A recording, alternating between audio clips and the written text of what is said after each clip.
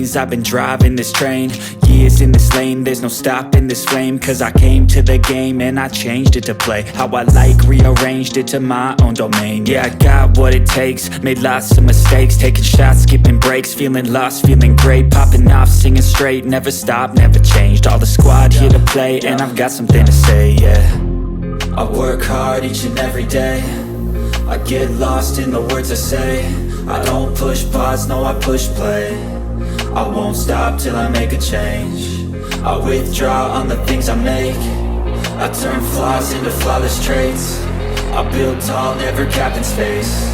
I won't stop till I hear him say, oh, oh, la la la la la la, la la la la la la, oh, oh,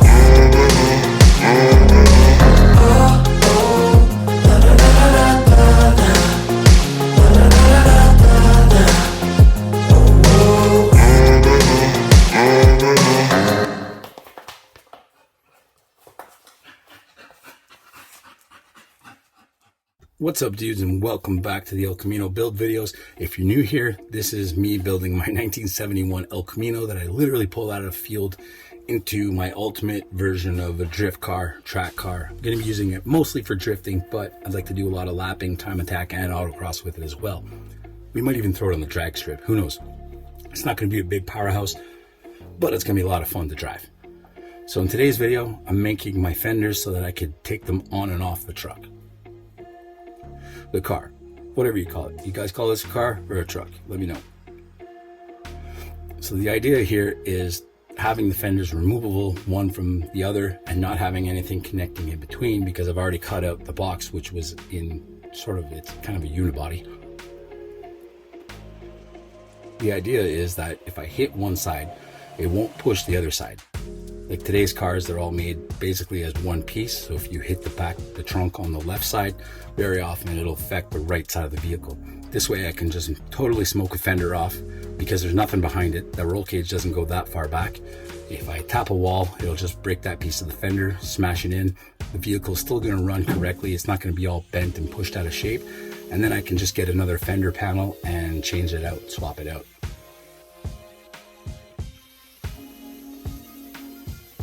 The ideal situation is that I make fiberglass molds and copy these fenders.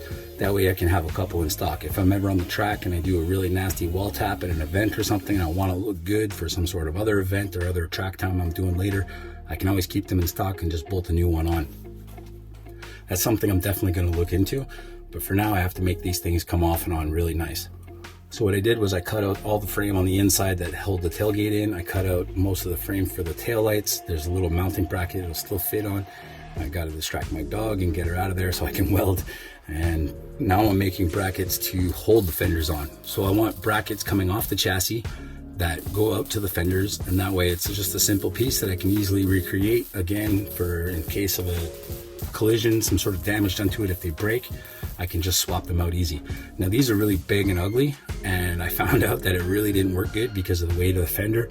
So ultimately later on in the videos you'll see that I came up with a new solution, but for now at least I can piece the entire truck together, the car, whatever you want to call it. I can put this beast together and line up all the panels and see how it looks, see if it looks good, see if it's gonna work, and then start to figure out other solutions. When I put this panel in the back where I'm grinding the edges off it right now, when I squared off the back of this box, I believe it was not last video but the one before, I put in tabs with that little welded nut trick that I do instead of having a riv nut gun like I should.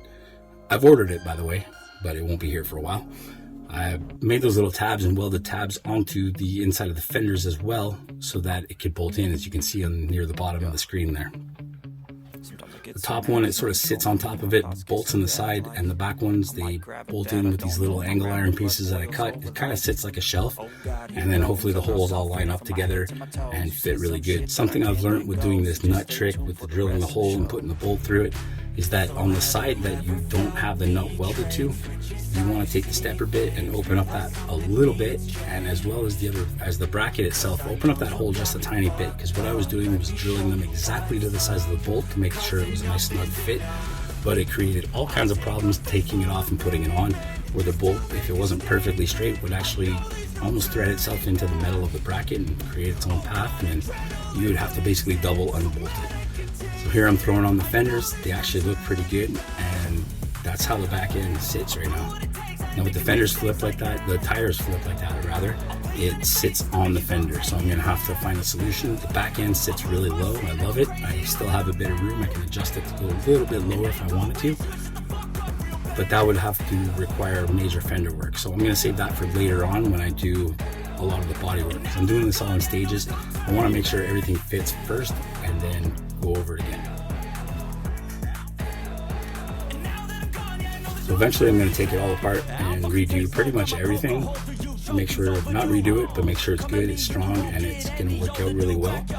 But right now this is kind of a victory lap here because it's looking like an El Camino again. It's been a long time since it's been stripped apart and all in pieces. But with the back fenders on, it feels nice, gives me kind of hope. I can kind of see how it's going to look, the end project. And it really gives me a boost to make me want to do more.